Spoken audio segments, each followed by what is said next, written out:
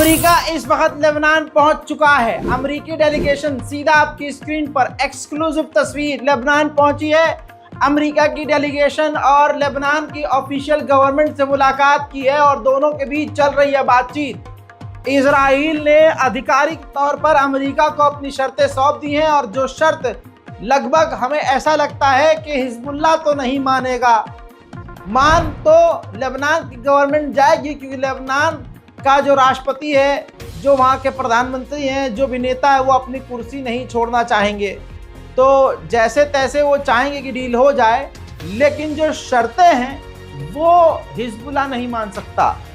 Israel की जो शर्तें हैं वो काफ़ी ख़तरनाक हैं। जैसे इजराइल ने शर्त रखी है कि हम हमले बंद कर देंगे, सीज फायर हो जाएगा, उसके बदले शर्त हमारी ये है, हमें जब खतरा लगेगा, जब हमें ऐसा खतरा महसूस होगा, हम लेबनान के ऊपर कभी भी, कहीं भी, किसी भी वक्त हमला कर देंगे।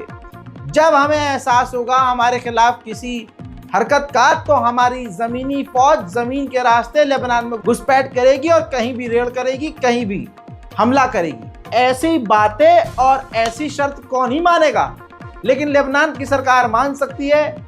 इनकार सिर्फ हिजबुल्लाह ही करेगा, ऐसा अनुमान लगाया जा रहा है। अमेरिकी एनवॉय ने, ये देखिए, लेबनान के आर्मी के कमांडर से मुलाकात की है, चीफ ऑफ आर्मी स्टाफ से मुलाकात की है और कहा कि लेबनान की गवर्नमेंट और लेबनान की मिलिट्री को अमेरिका सपोर्ट करेगा। आप हमारे साथ जो इजराइल कह रहा है उसको मानिए और हमारे साथ हो जाइए। अब ये ज़मीर का सौदा है, जो ज़मीर बेचकर किसी और के आगे झुक जाए, उसके ईमान पर क्या ही कुछ कहना। मेरे दोस्तों, हम तो अनुमान लगा रहे हैं, लेकिन खबर मेरे पास ये भी आ गई है कि ऑफिशियली अभी हिजबुल्लाह ने स्टेटमेंट जारी नहीं किया है, लेकिन अनऑफिशियली जो हिजबुल्लाह के लड़ाके हैं, लीडर्स हैं कुछ, उन्होंने इनकार कर दिया है कि वो इस डील को नहीं मानेंगे। उधर मेरे दोस्तों, लेबनान के प्रधानमंत्री ने सामने आकर ऐलान किया है कि पिछले 1 महीने से हमारे हिजबुल्लाह के साथ कांटेक्ट नहीं है। मेरे दोस्तों, उधर इजराइल ने अपनी फर्जी जीत का ऐलान लेबनान में कर दिया है और कहा है कि हमने हिजबुल्लाह के 2000 लड़ाकों को कत्ल किया है, दसियों हजार को घायल किया है और अब लेबनान के अंदर हिजबुल्लाह की मिलिट्री के पास सिर्फ 30% ही रॉकेट बचे हैं। वहीं इजराइल के हमलों में अब तक 2473 से ज़्यादा लोग मारे जा चुके हैं और ये तमाम आम लोग थे जिन्हें इजराइल ने कत्ल किया है। जो मारे जाते हैं इजराइल के द्वारा, इजराइल उन्हें ज़बरदस्ती आतंकवादी ही घोषित करता है, मजबूरी है उसकी, वरना वॉर क्राइम खुला खुला उसके ऊपर टैग लग जाएगा। उधर मुर्दा अरब लीग ने एक लंबे समय के बाद मांग की है कि इजराइल लेबनान पर बमबारी बंद करे और लेबनान से बाहर निकले और सीज फायर करे। उधर अंतर्राष्ट्रीय मिलिट्री फोर्स पर इजराइल ने फिर से लेबनान में हमला किया, जिसके बाद अमेरिका ने क्लेरिफिकेशन फिर से मांगी है इजराइल से कि मना करने के बावजूद आप यूएन की मिलिट्री पर हमला क्यों कर रहे हैं। हजरात मोहतरम, उधर लेबनान की मिलिट्री से और लेबनान की गवर्नमेंट से इजराइल ने आधिकारिक तौर पर माफ़ी मांगी है और कहा है कि आपके जो लेबनान के 3 फौजी मारे गए, हमारे आईडीएफ के नौजवानों को और मिलिट्री को ये लगा कि वो हिजबुल्लाह के लड़ाके हैं, इसलिए गलती से उन्हें कत्ल कर दिया। मेरे दोस्तों, लेबनान के प्रधानमंत्री ने कहा है कि इजराइल को अमेरिका ने क्लियर कट कहा है कि लेबनान पर हमला कम करे और बातचीत करे और सीज फायर करे। आगे उन्होंने कहा कि हमें ये भी पता है लेबनान की फिक्र ईरान को है, लेकिन हम ये जानते हैं कि लेबनान में ईरान का बहुत इंटरेस्ट है, लेकिन हम नहीं चाहते कि ईरान हमारे लेवल पर, हमारी जगह अमेरिका से या किसी और से वो ईरान बात करे। हम चाहते हैं ईरान अपना मसला देखे, हम अपना मसला, अपना मुल्क खुद संभाल लेंगे। हजरात मोहतरम, लेबनान में लगातार सिविलियंस की मौत हो रही है।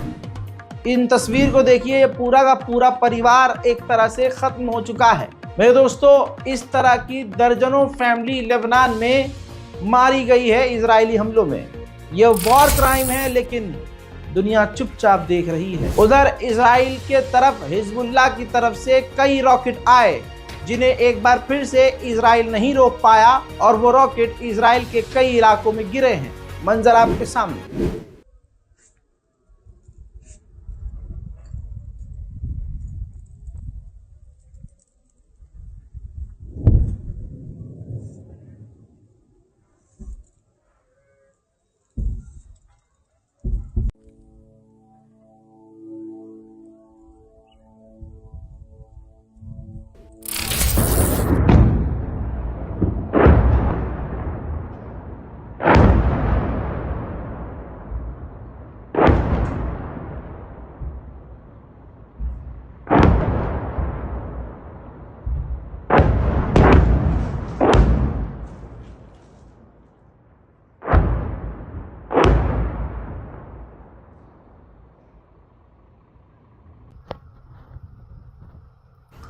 עכשיו בשדה אליעזר, נפילות 2 בשטחים פתוחים.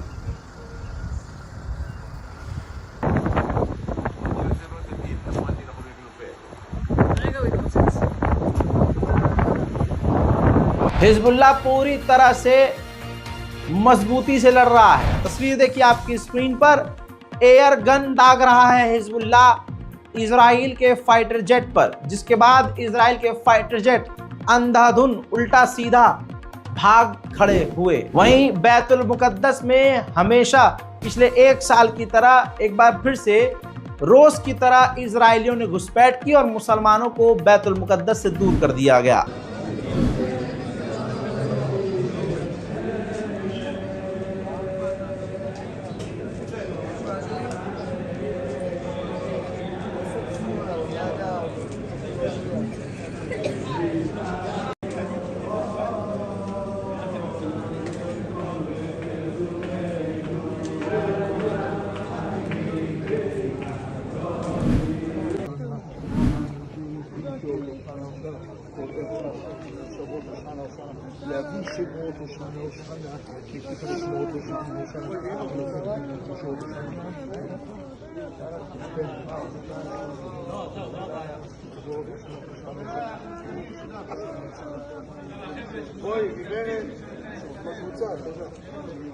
वहीं मेरे दोस्तों, कनाडा में फिलिस्तीन के लिए प्रदर्शन जबरदस्त तरीके से जारी।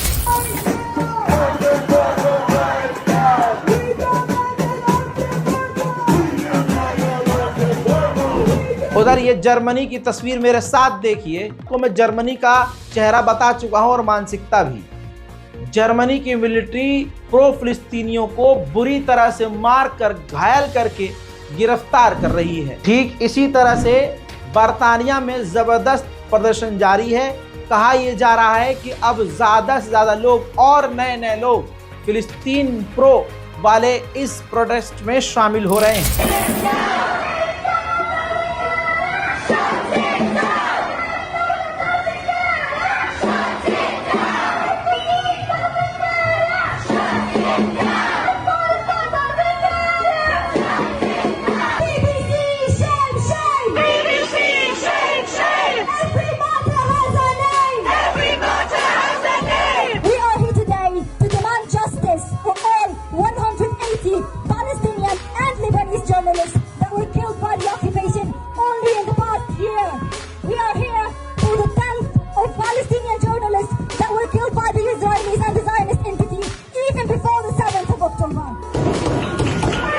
मेरे दोस्तों, नेतन्याहू का कल बर्थडे था। पिछले 24 घंटे में नेतन्याहू के समर्थकों ने जमकर जो है खुशियां मनाई हैं, लेकिन बर्थडे के मौके पर उनका एक पैगाम आया। उन्होंने कहा कि हमारा मुल्क, हमारा देश, हमारे लोग खतरे में हैं और हमारे सैनिक अपने मुल्क के लिए, अपने वतन के लिए लड़ रहे हैं और हम जीतेंगे। बात करें यहूदी समुदाय की, तो इजराइल में जो 63% यहूदी हैं वो डोनाल्ड ट्रंप को चाहते हैं कि वो जीतें। इसके अलावा सिर्फ 20% इजराइल के यहूदी चाहते हैं कि कामला हैरिस जीते। मेरे दोस्तों, याह्या सिनवार के बारे में बड़ा खुलासा हुआ है। इतनी सी छोटी सी जो बात बताने वाला हूं, यह आपके लिए छोटी, लेकिन सोचिए ये कितनी हिम्मत और कितनी बड़ी बात होगी। खबर यह आ रही है कि याह्या सिनवार को कत्ल करने से पहले इजराइल ने ऑफर दिया था कि हम आपको रास्ता देंगे, आप बड़ी खामोशी से अपनी जान बचा के गाजा से निकलकर इजिप्ट चले जाइए और फिर आप इजिप्ट में रहकर हमास की तरफ से आप हमसे डील की बातचीत कीजिए, इजिप्ट की सरकार के साथ मिलकर काम कीजिए। इतना खुला ऑफर दिया गया था याह्या सिनवार को, लेकिन जवाब याह्या सिनवार ने कहा कि मैं भगोड़ा नहीं हूँ, मेरे पास कोई और ऑप्शन नहीं है, न मुझे कोई और ऑप्शन चाहिए। मैं फिलिस्तीन की ज़मीन के लिए इसी जगह से लड़ूंगा। साथ में ये आप जानते थे कि याह्या सिनवार छुपे हुए नहीं थे, वो टनल में नहीं थे और उन्होंने पहले भी सालों पहले कह दिया था कि मैं नहीं चाहता कि मैं बीमारी से, हार्ट अटैक से ऐसे मरूं या छुप के मरूं। दुश्मन मुझे एक गिफ्ट देना चाहता है, जाम शहादत, और मैं ऐसे ही मरना पसंद करूंगा। मेरे दोस्तों, इस रिपोर्ट पर अपनी राय कमेंट में ज़रूर लिखिएगा, रिपोर्ट को शेयर कीजिए। दुआओं में याद रखिए। जय हिंद।